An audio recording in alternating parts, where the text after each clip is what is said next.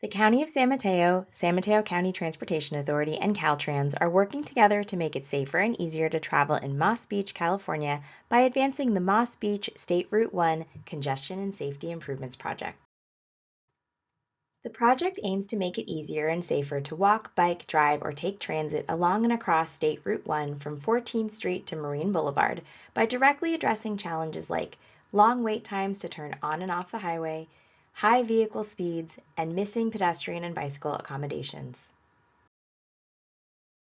Since 2022, the county, SMCTA, and Caltrans have been collaborating to take planning recommendations for Moss Beach through the Caltrans project development process. Caltrans approved the first phase of the project in February of 2024, allowing the project to move to the second and current phase.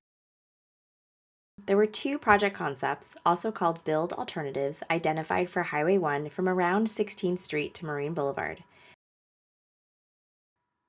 Build Alternative 1 has roundabouts at the intersections of Cypress Avenue and California Avenue and a signal at 16th Street. Build Alternative 2 has signals at Cypress Avenue, California Avenue, and 16th Street and does not include any roundabouts. The project approval and environmental studies phase began in June of 2024. During this phase, we will analyze the project's impacts on the environment as required by the California Environmental Quality Act and National Environmental Policy Act. The California Environmental Quality Act, or CEQA, has four basic objectives. Inform decision makers and the public about the potential environmental effects of activities, identify ways to avoid or reduce environmental damage, prevent impacts by requiring implementation of alternatives or mitigation measures, and disclosing reasons for project approvals that have significant environmental effects to the public. The National Environmental Policy Act, or NEPA, is similar to CEQA but at the federal level. It requires federal agencies to assess the environmental effects of proposed actions prior to making decisions and including permit applications and constructing publicly owned facilities. The work done during this phase aims to make clear what the project's impacts are to the environment, whether any impacts can be avoided or lessened, and if one of the alternatives has fewer negative impacts. A wide range of factors are considered to be part of the environment, such as air quality, noise, biological resources, and others. Experts like archaeologists, anthropologists, biologists, stormwater specialists, and traffic engineers work together to collect data, conduct research, study local, state, and federal laws, all to identify what the impacts of the Moss Beach project might be on each environmental factor.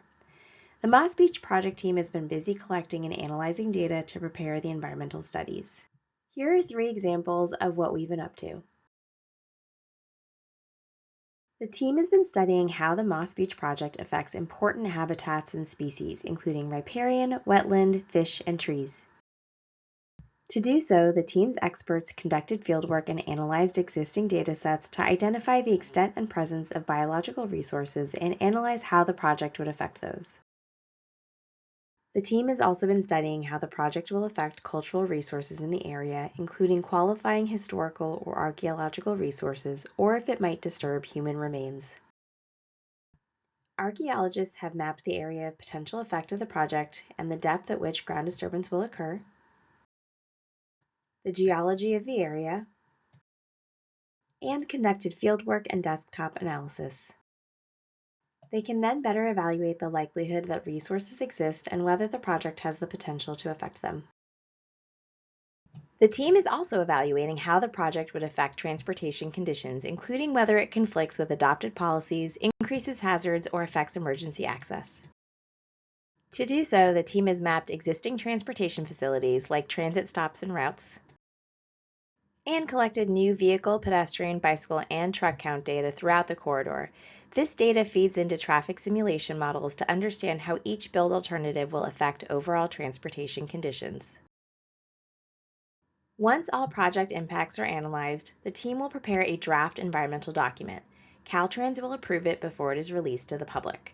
The draft environmental document will include a detailed project description, an environmental baseline for how impacts are measured, the project's impacts on each environmental factor, and how the project will address those impacts.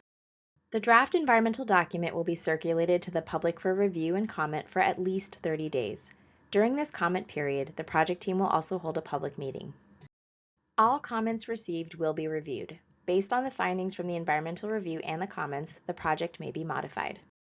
Caltrans, in cooperation with the county and SMCTA, will select a preferred build alternative and make the final determination of the project's effect on the environment.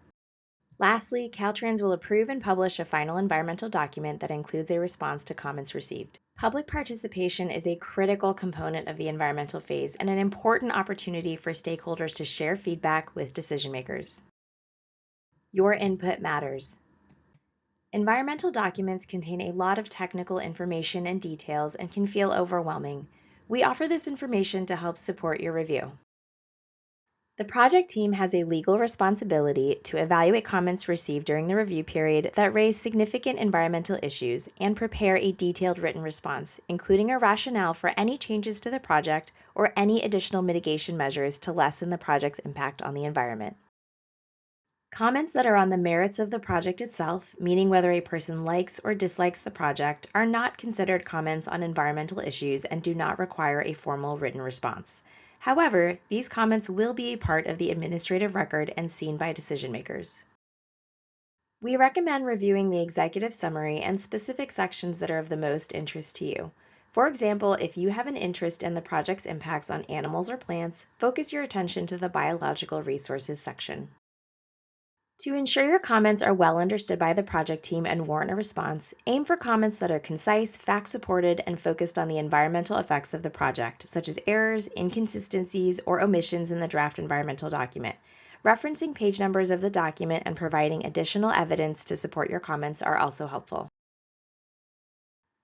The Moss Beach project team is continuing to prepare a draft environmental document for public review, which should be released in late spring or early summer 2026.